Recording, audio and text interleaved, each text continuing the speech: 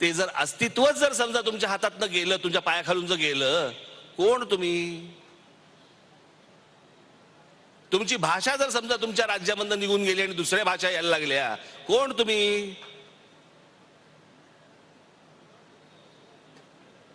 आपण जातीपातीमध्ये इतर गोष्टींमध्ये इतके मशगूल झालो की आपण आपलं आपलं स्वतःचं काय आहे हेच हरवून बसलो.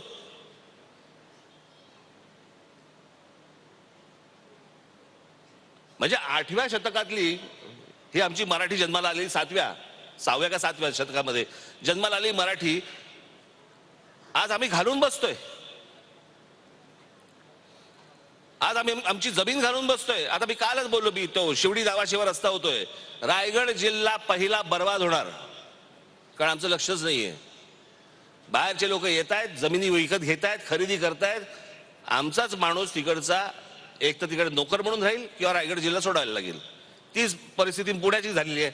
पुण्यामध्ये तर मी गेले अनेक वर्षे येऊन सांगत होतो की मुंबई बर्बाद व्हायला वेळ लागला, पुणा बर्बाद व्हायला वेळ पण लागणार नाही.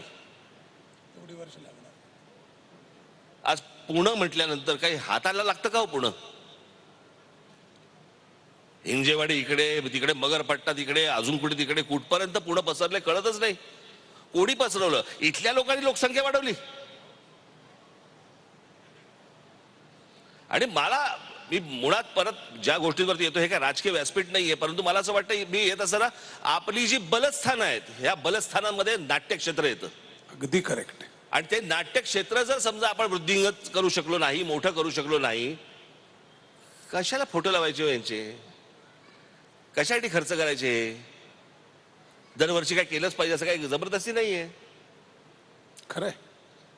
हे जर वाढवणार नसू, आपण मोठं करणार नसू, आमच्याकडे थिएटर्स मिळत नाहीत, नाट्य क्षेत्रामध्ये भांडणं करतात. कसली भांडणं आहेत? म्हणजे खरं आहे, 100 कोटीच्या वर हा व्यवहार नाही नाट्यक्षेत्राचा आपला. 80 कोटीच, पण त्याच्यातले जर वाद आणि ते सगळे पण ह्याच नाट्यक्षेत्रातले लोक जेव्हा परदेशातनं परत येतात तेव्हा म्हणतात काय त्या इंग्लंडमध्ये थिएटर्स आणि त्या इंग्लंडमधली नाटकं आहेत. अरे मग इथे करा ना. खरंय. त्याच्यासाठी काय पाहिजेत गोष्टी ना, त्याची प्रपोजल बनवा. मी इनिशिएटिव्ह घेईन, सगळ्या राजकारण्यांना एकत्र करीन आणि आपण हे नाट्यक्षेत्र मोठं करू. वा वा वा.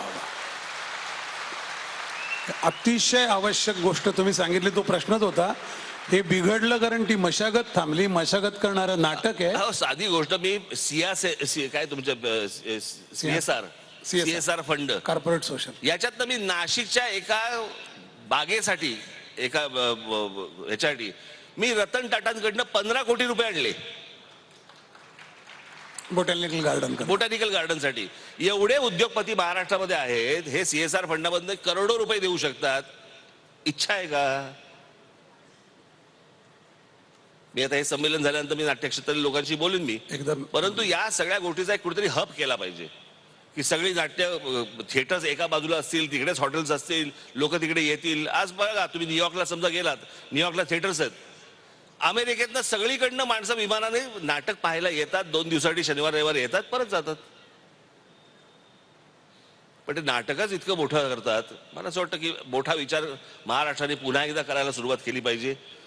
छत्रपतींच्या रूपाने आपला त्यावेळेला मोठा विचार झाला, त्याच्यानंतर अनेक लोकांनी त्याचा महाराष्ट्राचा मोठेपण जागवलं, गाजवलं.